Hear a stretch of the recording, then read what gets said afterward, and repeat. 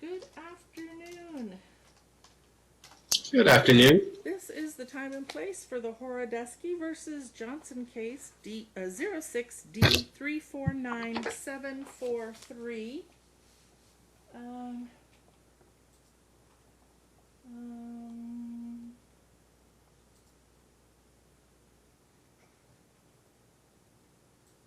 Okay. Everybody is here present. Very good. Mr. Carmen, your bar number, please. Good afternoon, Your Honor. Michael Carmen, bar number 7639 for Chris Horodesky, who is present by video. Okay. Good afternoon, Your Honor. Amber Robinson, bar number 10731 on behalf of Amber Parker, who's present. Okay, good. Welcome, everybody. So I've done some research on these issues that we were discussing just yesterday, and I am confident that I am vested with authority to hear this case, to preside over this case, and to review and decide an order that has been heard by another court. I found multiple cases, as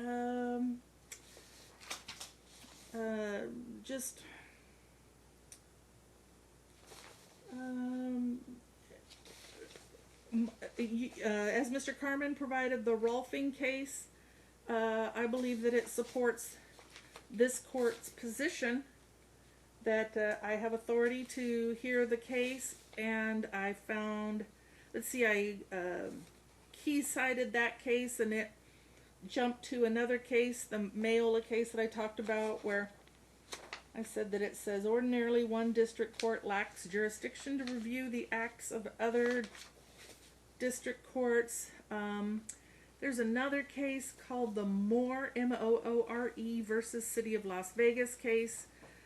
The citation is 92 Nev 402, 551 P 2nd 244. It was a 1976 case, and I think, I can't remember if we already discussed that one on the record or not, but did we? Did we not? No, we did not. All right. In that case, let's see. One of the head notes states that district court rule providing that same application or motion shall not be again made to same or another district judge except upon consent of judge to whom application. That doesn't really apply in this case. Then it says another head note says where during period between filings of first and second motion for rehearing on motion for summary judgment in a wrongful death action, the first judge to whom the case originally was assigned lost his bid for re-election, and the second judge to whom the case was subsequently assigned had discretion to determine whether to grant the second motion for rehearing. And then there's another head note says only in very rare instances in which new issues of fact or law are raised supporting ruling contrary to ruling already reached should motion for rehearing be granted. And then in the opinion it states that two issues are presented for our consideration on this appeal from an order granting summary judgment dismissing a wrongful death action against the City of Las Vegas. Number one, whether a district court judge is empowered to rehear a motion once denied by a judge who no longer holds office, and the number two, whether the summary judgment was appropriate as a matter of law. So we don't care about the second section, we just care about the first one. And in this case, I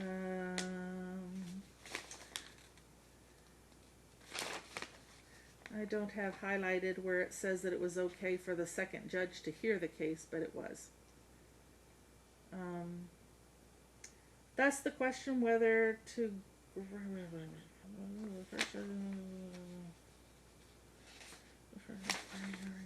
reason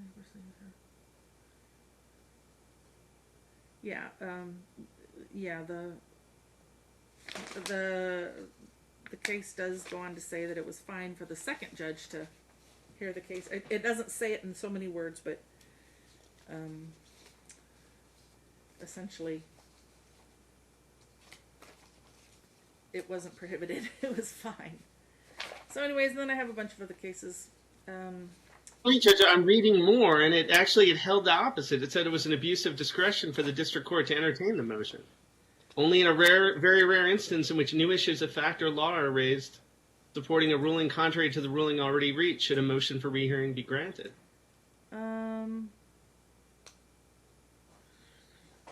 I wasn't familiar with this case. I just pulled it up. Yeah, where did you see that? Because that's the last.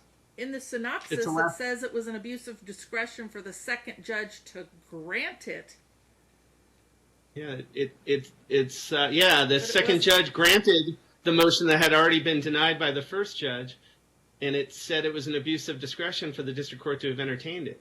But in this case, what happened was Judge number 1 heard the motion, and then Judge number 1 also presided over the motion for reconsideration. So right. The same judge heard the motion and the motion for reconsideration. Okay? Right. Then a second judge came along, and there was another motion for reconsideration. So there was 2 motions for reconsiderations. So we got 3 motions total. Yeah. Got it? First judge heard the first 2. It's not very clear. It took me a while to, and it's a really short opinion, but it just wasn't very clear. But yeah, the second judge heard the second motion for reconsideration. That's why it was an abuse of discretion for him to hear the second motion for reconsideration, for him to grant it. Not for him to hear it, but for him to grant it. It had already been reviewed and heard by the first judge.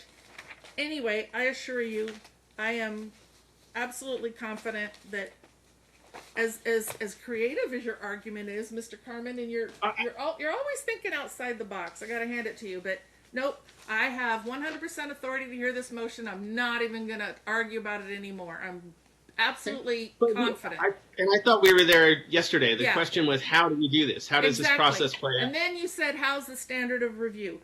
Well, that question, I couldn't find any standard of review. However, I look at it as, because I'm now basically been put into the shoes of Judge Forsberg, I must act as Judge Forsberg, right? I am standing in her shoes. And so thus it is essentially my own order. And so I don't know that there's a formal standard of review as in an appellate, like from an appellate standpoint. However, I think that, and I looked at, I reviewed the argument in Ms. Johnson's motion, original motion the motion to alter or amend the order that she filed on March 2nd, 2021.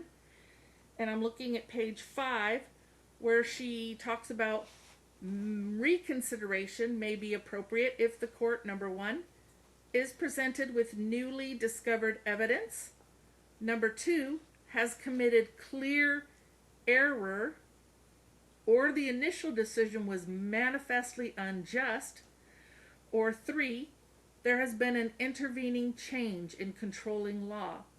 Well, I think we can rule out numbers 1 and 3. So if anything, I'm reconsidering, or I'm reviewing Ms. Johnson's NRCP 52 and 50 motion to alter or amend the order, or in the alternative for reconsideration, on the basis of whether or not Judge Forsberg has committed clear error, or the initial decision was manifestly unjust. And so I went back and I reviewed all the way back to the filing of Ms. Johnson's original motion on October 25th, 2018. was a little bit difficult. She switched the parties on us. She said that she's the plaintiff and Mr. Horodesky's the defendant when it's actually the opposite. But so looking through that, and she went through quite a bit of the history here, and which was nice for me since I was new.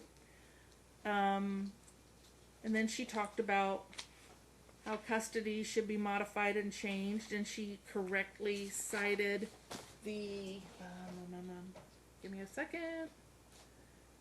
Oh, here it is.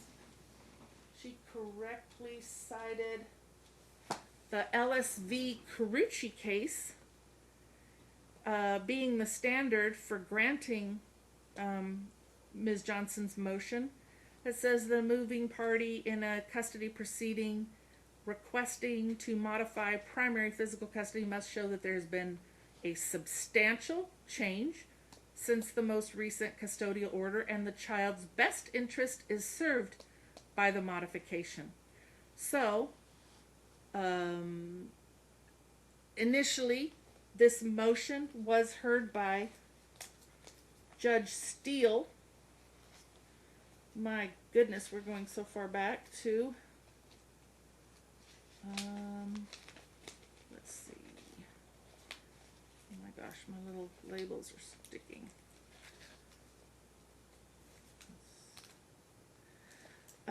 Okay, Judge Steele heard this motion initially on December 20th of 2018.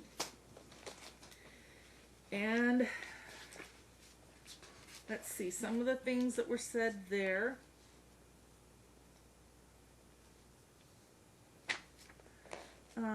At that hearing, Ms. Robinson argued that there's been repeated violations of joint legal custody. There's been repeated violations on Dad's part to exclude Mom from the child's life. One of the most recent being that he changed schools of the child and he didn't notify the client. And that there was an RPC at the school, but Dad hadn't given the correct information on file to be able to contact the mom. And that Dad was taking Hayden to some therapists and hadn't properly informed Mom. That Dad doesn't allow any contact on Dad's time to Mom or to her household. I know a lot of these issues were addressed later. I'm going to get to that.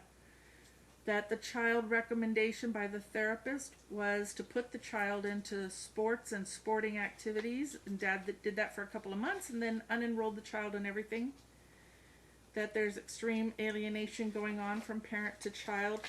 What's interesting, oh, well, wait a minute. To be concise, Ms. Robinson stated that Mom would like a change of primary custody to primary custody.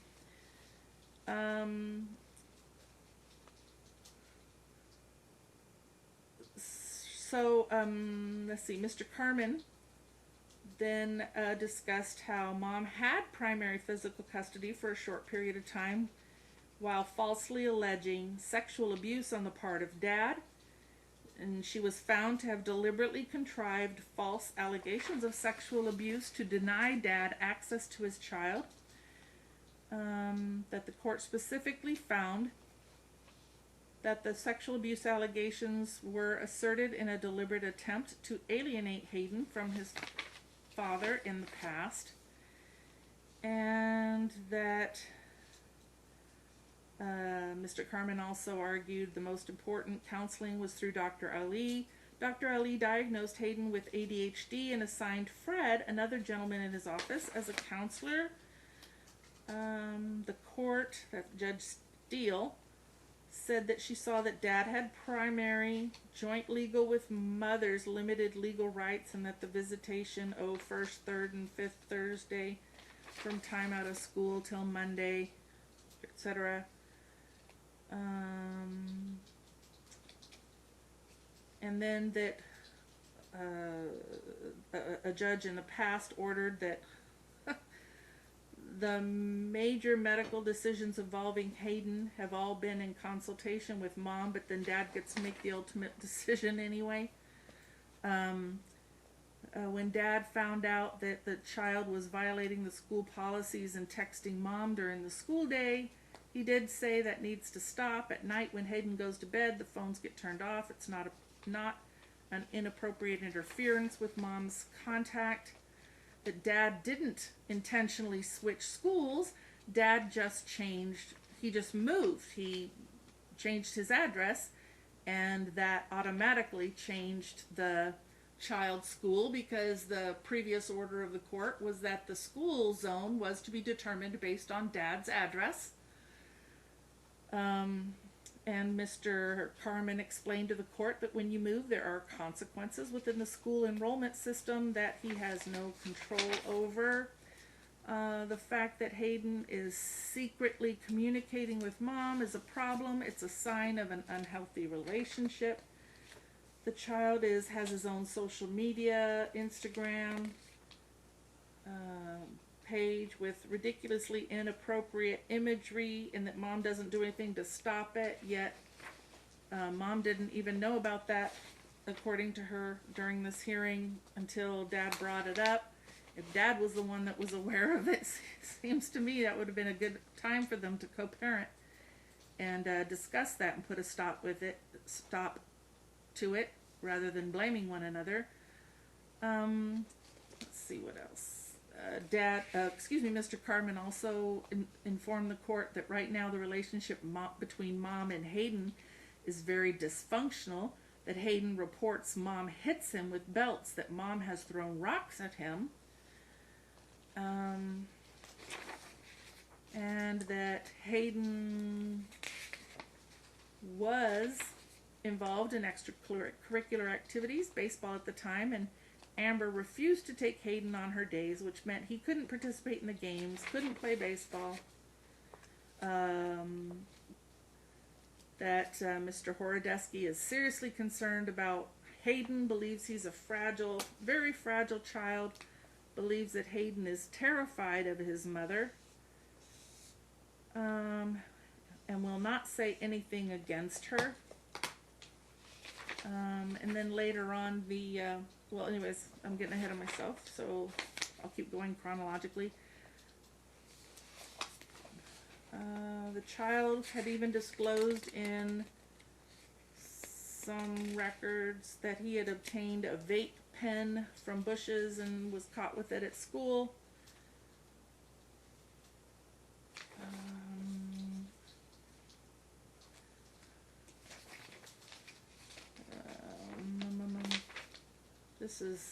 This is Ms. Robinson speaking now.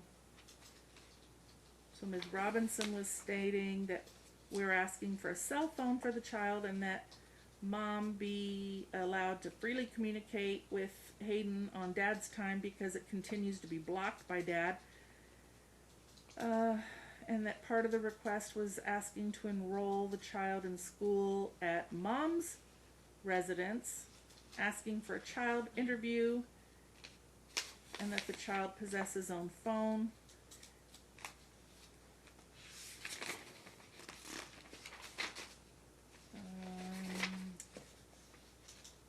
Also,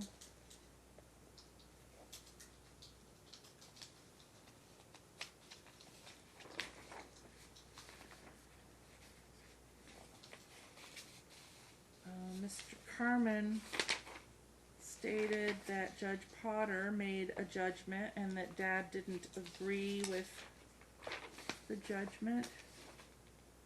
The court stated, I think it would be dangerous for Dad to ever assume that Mom knows anything, and what she was talking about was regarding medical appointments, etc.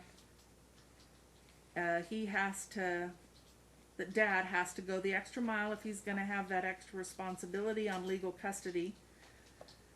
And then the court stated that I think I'd like to have the child do a regular FMC interview and have a guardian ad litem appointed so that the child has someone that the child can talk to with not just mom and dad. And what happened was Mr. Carmen indicated that he was very concerned about doing a regular FMC interview. And so he requested that somebody else do the interview, somebody with a higher level of training, I believe, and education. He said that he thought that Dad would prefer to pay a PhD or someone who can look at the whole circumstances and look underneath the surface as to what's going on, because he was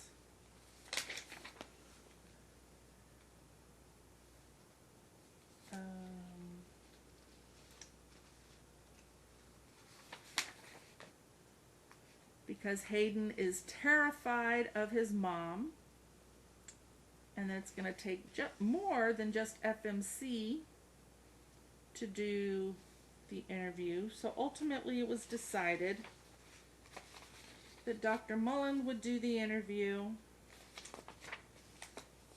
and that interview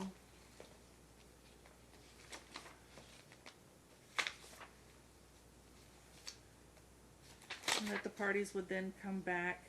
But the judge ultimately ordered that she wanted additional information before she would determine whether or not an evidentiary hearing was needed. The judge said that attorney's fees are absolutely on the table in the event there's no cause to be doing what we're doing right now. Therapist fees are on the table right now in case there was no reason for us to do this.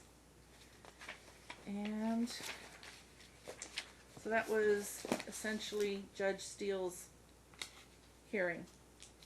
Then we had Judge Becker on June 18, 2019, and I don't think there was a whole lot. I didn't get a whole lot from that. But Lynn Conant was appointed as the guardian ad litem, and she testified quite a bit at that hearing. And but ultimately there wasn't a whole lot that substantively I think that we need to discuss here. Then the parties weren't able to get Dr. Mullen's report in because of some delays in Dr. Mullen's schedule. But in any event, ultimately the parties did receive Dr. Mullen's report, dated February 10th, 2020. So it took a long time to get that. And I was pleased to read on her report on page 2 that Dad, during his interview with Dr. Mullen's office, said that he just wanted Hayden to be a kid when the child's with Mom, to have fun, be free who he is, wherever he is. And Mom commented, hopefully we can let go of what started all of this, learn forgiveness, and move forward. So it was that all sounded positive, but I think the parties' actions indicate something different than their words revealed. Your Honor missed one really important hearing back on July 15th, 2019. That's the first hearing in front of Judge Forsberg in which the guardian ad litem testified about the concerns. Oh, no. I'm so sorry. I said that was Judge Becker's hearing, but I'm wrong. You're absolutely right. No, I did read that one. I did read that one. That was hearing June 18, 2019. Yes. And that was the one where Lynn Conant had a lot to say. Yes, I did read that. I don't think there was, let me just flip through my notes here. And I really looked like Judge Forsberg was very deferential to Ms. Conant. Ms. Conant did state that, and thank you for that, counsel. Ms. Conant said, I believe that Hayden is aligned with Mom for a number of different reasons. And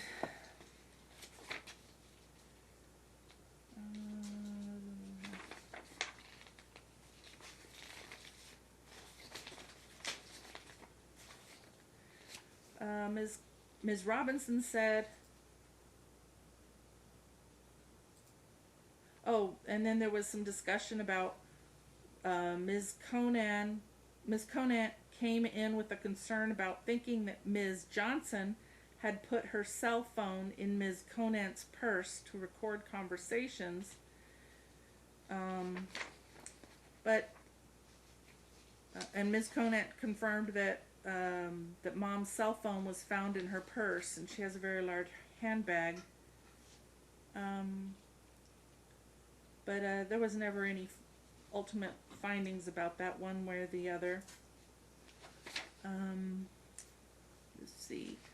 The court indicated that the guardian ad litem's role was the best interest of the child, that they're not representing what the kid wants or what the kid only says, that their goal, their job is to present the court with what they feel is the best interest by discussing things with the child. Ultimately, well, no, I'm getting ahead of myself again. The court indicated Ms. Conant was the most valuable person because she didn't have a dog in the fight. But Mr. Carmen brought up the argument again that Hayden is fragile. It was that he's a fragile child per se. Ms. Conant said, no, he's pretty hardy. Mr. Carmen said, but he is fragile. The court said, pretty hardy. Okay. Mr. Carmen said, when it comes to, Ms. Conant said, he's a pretty hardy young man. And the court said, okay. Mr. Carmen said, the fragile comments were made in the context of why we wanted a professional to interview the child rather than FMC, because of him being subjected to influences of the parents. So the court said, so you were just talking about fragile as far as interviewing, being that the professional was going to be doing the interviewing, and yeah. So Ms. Conant seemed to think that Hayden was manipulating the parents. She said, without a doubt, or manipulating the situation rather, which is essentially the parents. And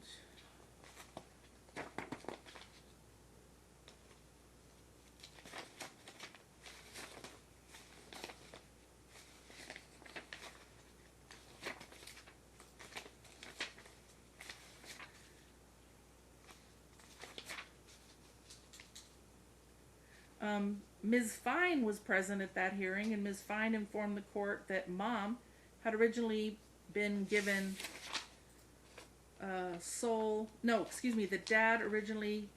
the court originally gave Dad sole legal and physical custody because Mom was making too many decisions on her own. She was doing medical procedures herself, wasn't consulting Dad.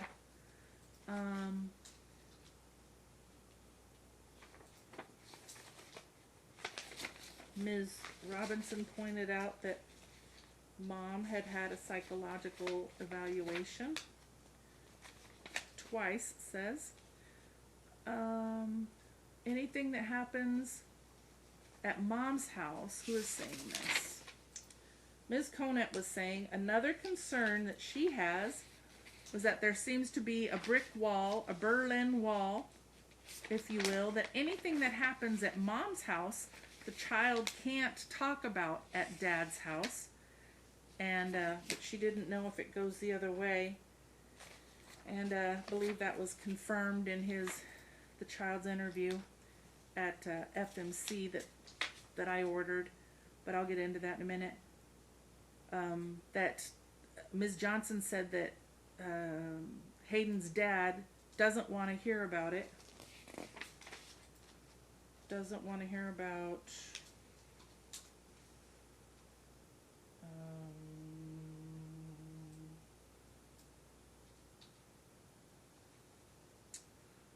I think about what's going on at mom's house because dad hates mom. The court said, I want neither of you to be making the child feel like he can't share things.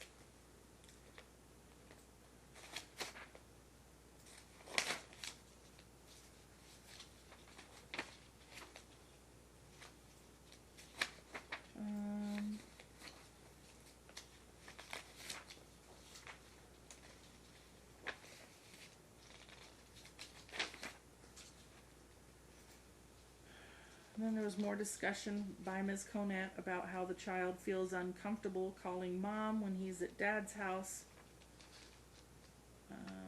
And Ms. Robbins said that Hayden was reaching out to mom on his school email because his dad was, because he can't talk to mom during dad's time.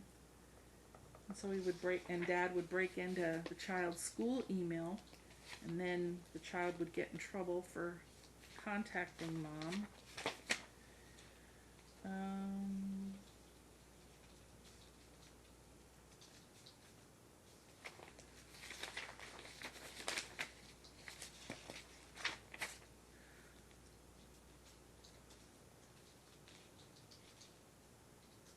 And then Ms. Robinson made the argument that mom has limited, that mom gets no communication from dad,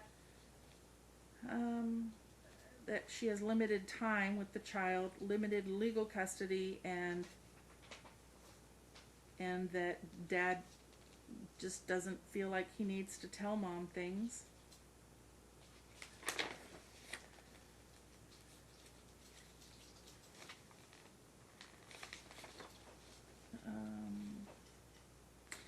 Mr. Horodesky told the court that mom has complete access to all of the child's schoolwork through the parent portal, but nonetheless, the parties still have to communicate about what's going on with his work. If he's working with dad on something on a Wednesday night and it's due on Thursday, and then it goes, or due on Friday, and then it goes to mom on Thursday, and that's not stuff that's going to be put on the parent portal. There was discussion about having a parenting coordinator, but they already had a parenting coordinator, Margaret Pickard, who was previously discharged.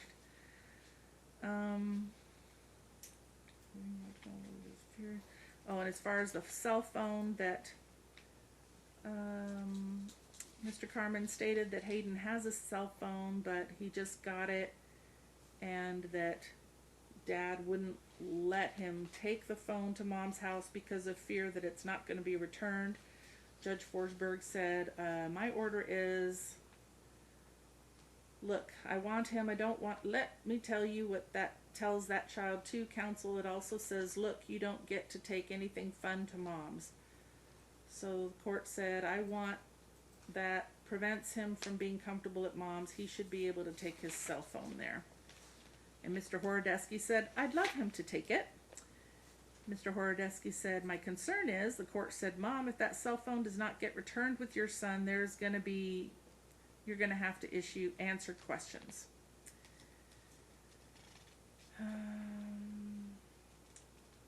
So the court said she wants the child to feel comfortable at mom's house. and taking the cell phone to be able to communicate as part of that, then court ordered it. And Ms. Conant mentioned that she thought that when the child's in school, there should be no phone calls or text messages with him. The court said because he's already struggling in school, we already know this. No communication, no text messages. We're not going to harass the kid at school, but she wants the phone to go with the child. Ms. Robinson said, my client will even text them when she goes into labor. Oh, and this was about making arrangements so that Hayden could be there when Ms. Johnson had the baby.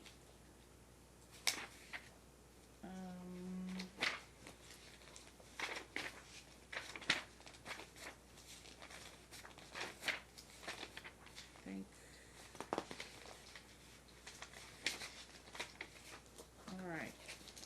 So there's that hearing. Now back to Dr. Mullen's report. That was February 10th, 2020. And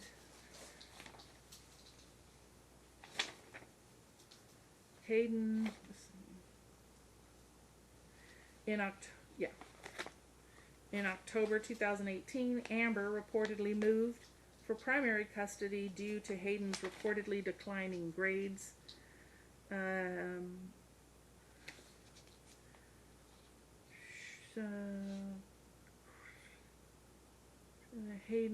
Chris restricting access to Hayden. Amber informed Hayden.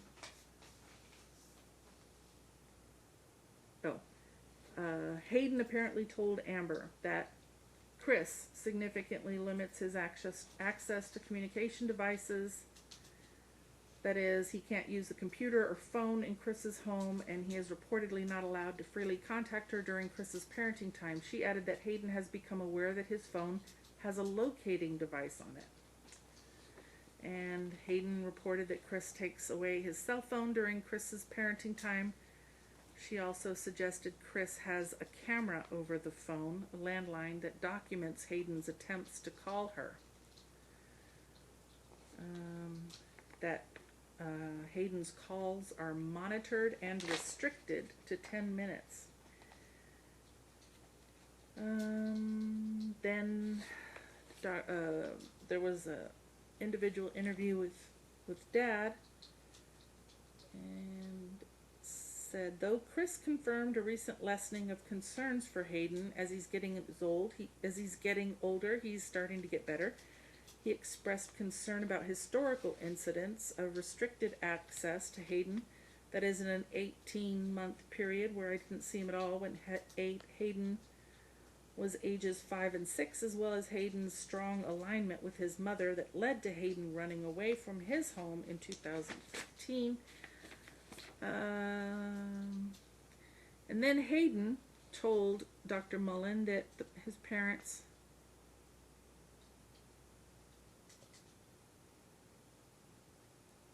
went to court because of my dad molesting me. Hayden described his relationship with his father as strained and noted he felt as if he was simply floating through Chris's parenting time.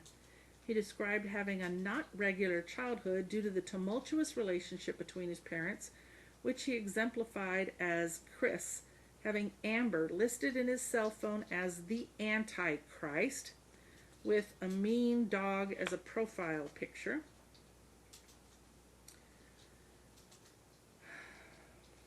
This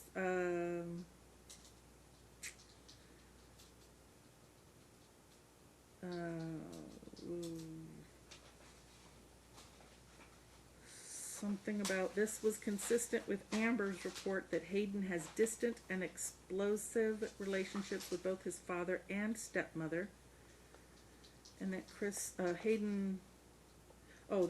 Amber informed Hayden told her that his stepmother keeps strict and often invalidating boundaries by telling Hayden he is a guest in the home. Chris, to the contrary of Hayden's report, informed he and Hayden have a strong relationship. Hayden and I do great, and described his son as a typically happy-go-lucky kid, which was highly inconsistent with Hayden's perception of the relationship. Hayden described the relationship with his mother as vastly different, stating the two were really close, and that his time in her home, though less frequent, felt more meaningful to him.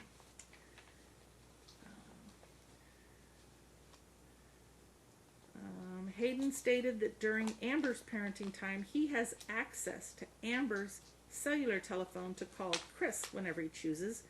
This was inconsistent with Chris's report that Hayden has a troubled relationship with Amber.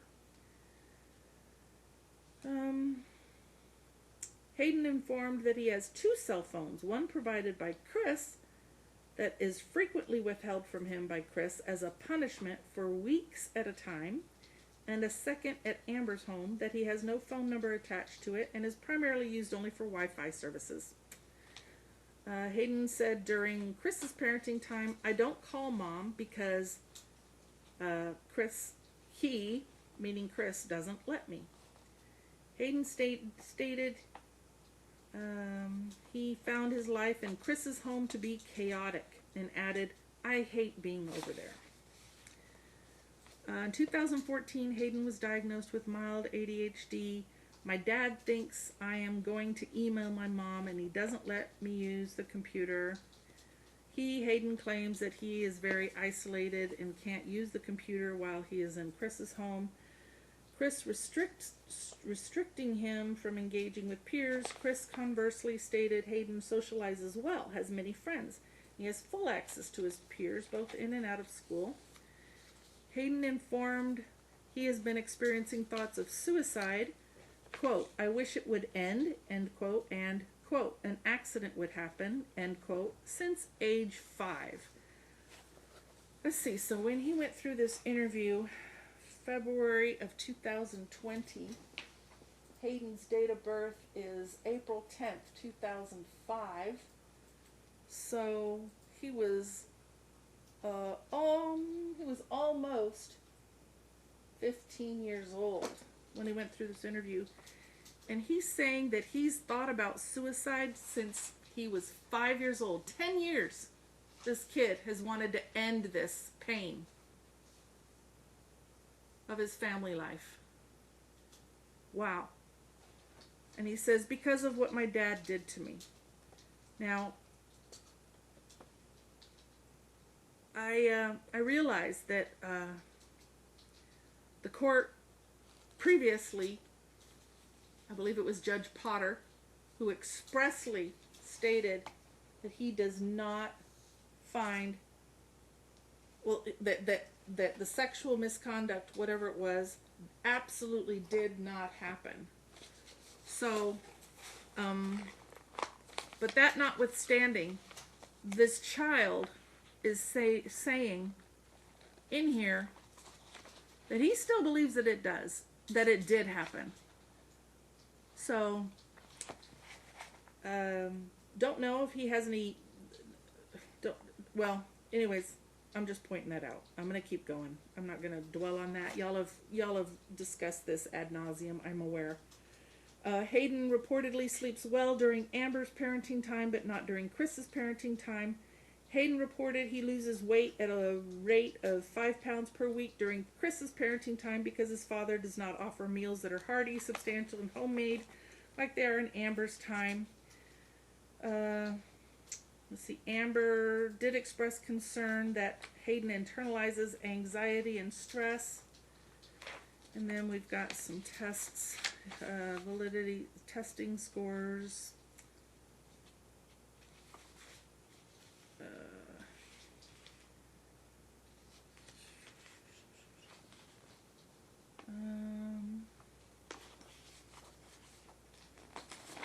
Hayden was referred to Fred Woodward for therapeutic services in which he participated from March 2017 through September 2018, 52 sessions in 18 months. Dr. Ali relayed that Hayden and his clinician worked to address symptoms associated with adjustment disorder, major depressive disorder, and ADHD. And then a collateral interview with Lynn Conant, the guardian ad litem. Lynn Conant relayed her concerns that Hayden is torn between his parents. Although there was initial concern that Hayden was enmeshed with his mother, Attorney Conant relayed that Hayden is clearly bonded with both parents.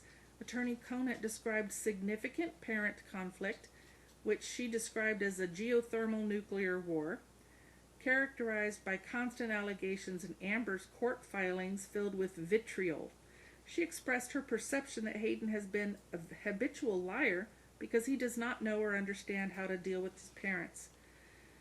Attorney Conant also relayed that Amber's parents are highly involved. After leaving a visit to Amber's home, Attorney Conant discovered an unknown cracked cellular telephone in her purse with an open line.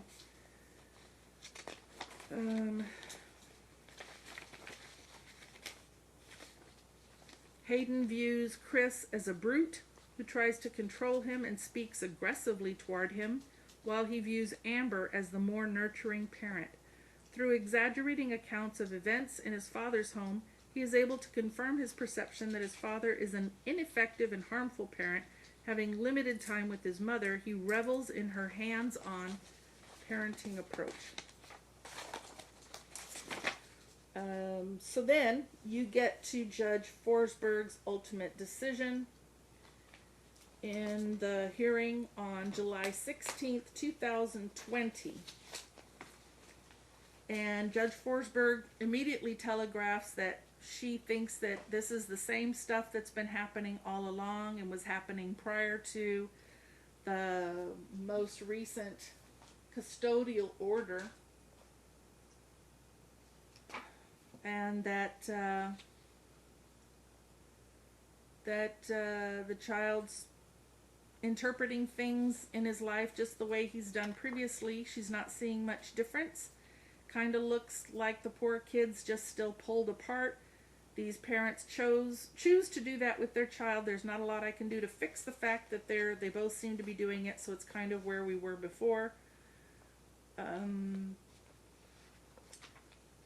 With respect to Dad, she says, I have some concerns, but part of it looks like the same concerns that have been brought before. It is pretty largely the same problem that we've experienced all throughout the history of this case. There's escalated conflict. Oh wait, Mr. Carmen stated there's escalated conflict that is not within the realm of normalcy. When this came initially before the court, it was Judge Steele.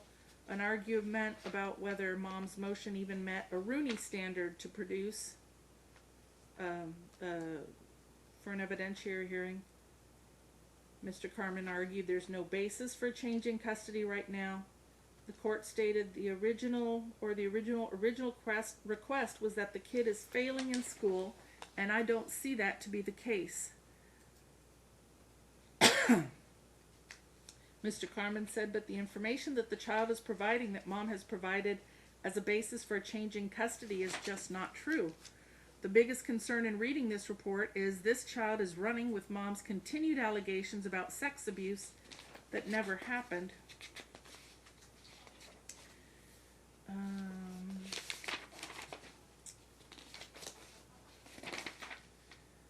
The court states it's very suspicious that that was perpetuated throughout this report a lot.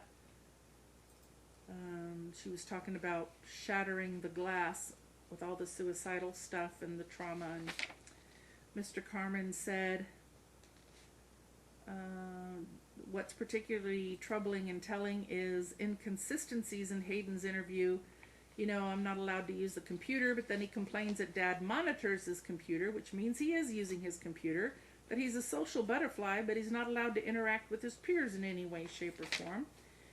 And Mr. Carmen states that this child was never molested. The fact that he continues to think he is, and Mom is supporting that thought, is a problem.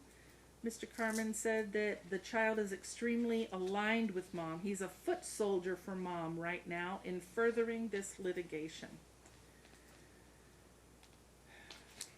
And Mr. Carmen also said one of the problems with the report is there are no recommendations in a case like this where a parent is actively undermining another parent's relationship with the child. This isn't just Hayden's aligning. This is a case of extreme alignment. You know, the remedies for that, based upon previous cases that I've been involved in, is a separation of the parent who's aligning the child against the other parent and the child. It's a reduction of custodial time.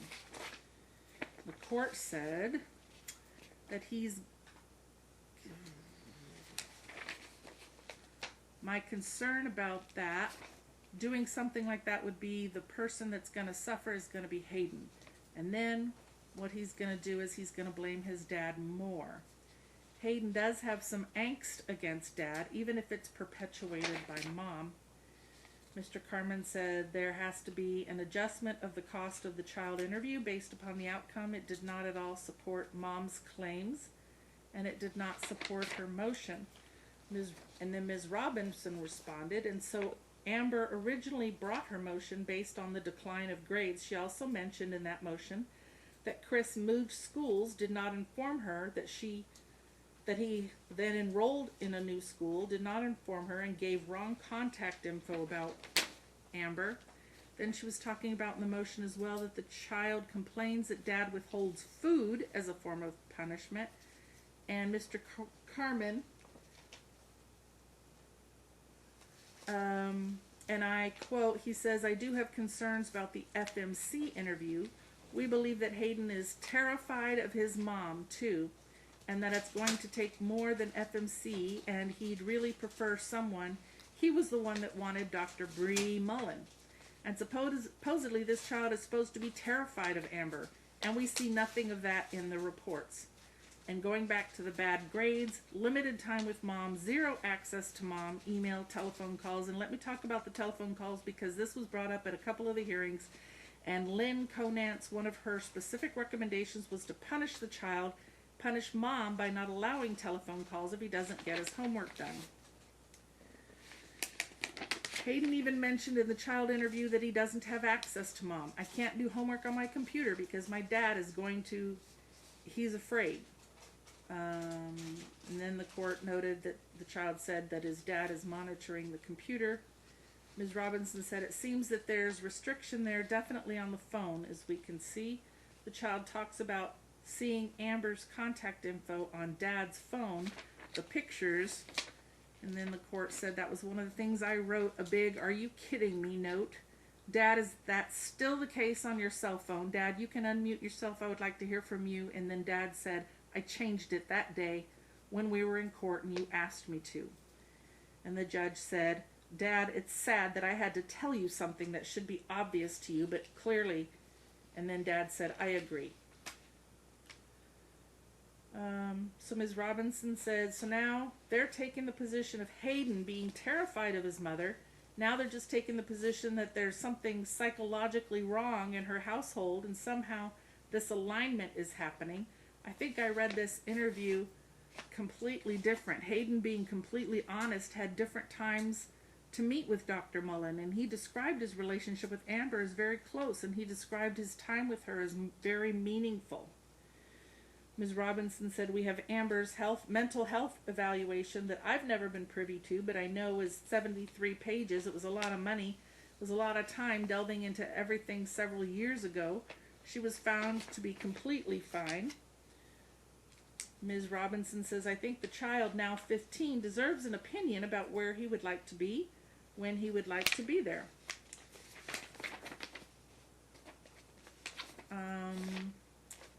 Ms. Robinson said, "You said that Chris needs to go over and above and not assume that Amber knows about these medical appointments. And at the basis of her motion, besides the school grades, was all the lack of information she is being provided about her son. All of these demonstrations by dad rise to the level that she meets a Rooney standard for this court to delve into records more, to hear from other witnesses." Ms. Robinson also said, "Our request on the table beyond a change of custody are for an adjustment to the holiday schedule. She's getting no spring break. She's getting no portion of the winter break. I think it's clear from the child interview report that there's strong alienation on dad's side." And the court said, "I think that Hayden needs time with family members," because they were talking about a wedding that mom wanted to take Hayden to. The court said now she's reviewing the schedule. Mr. Carmen said, the reason why their request to modify the holidays would be frivolous is because we're talking about one day every other year different that she has than Chris during the same holidays. It's not a substantial change. So now the court's starting to make her ruling that she did not find that there's a basis under Rooney to modify or to set an evidentiary hearing for a change of custody. The court said, I need this to stop putting forward this, about where she admonished mom about mom saying that she has so little time with Hayden because the calendar does not say that. So the judge said she needs to stop saying that. And then Ms. Johnson threatened to go to the media because of the judge's decision. And the judge told her that that would not be appropriate.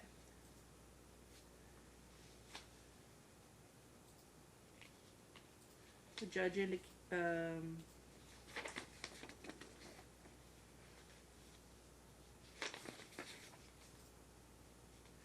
the judge then reiterated that she doesn't see a basis to change custody.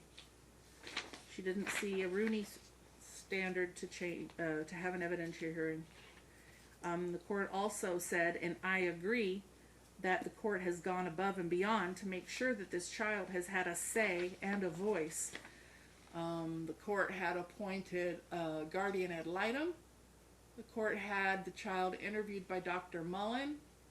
And then after this hearing, I ordered just a typical FMC report,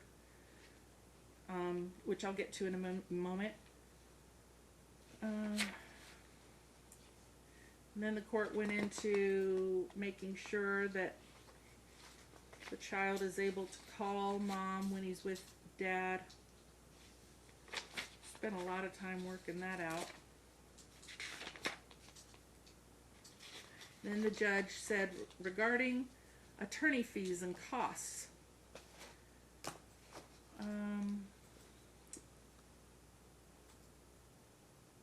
she says, I am concerned that part of it wasn't well founded in the motion that was put forward when I saw the grades weren't really what was presented to be, but it could be that it's this year's grades and it took a year and a half, and I don't know that because I want to review it to be sure that I'm assessing it correctly. Mr. Carmen, I'm going to allow you to file a memorandum of costs and fees and just leave a blank line, and she'll review all of the records.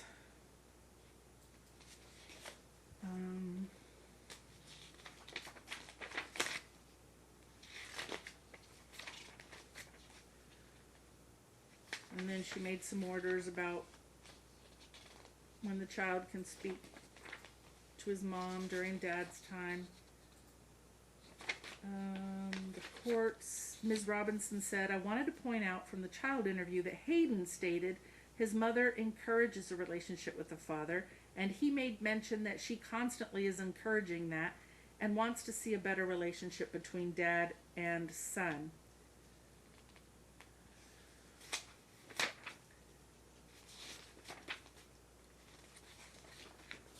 Okay, then took a while. Let's see, the court, the written order from Judge Forsberg's findings was ultimately entered on February 22nd, 2021. After I was appointed, this case was administratively reassigned to me.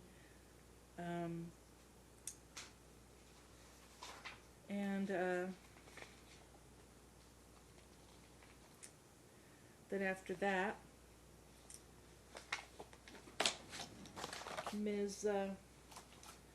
Johnson filed her NRCP 52 and NRCP 50 motion to alter or amend the order regarding the July 16 hearing. She filed that on March 2nd, 2021. And Then there was, of course, the opposition, and here we are. And I also ordered the FMC interview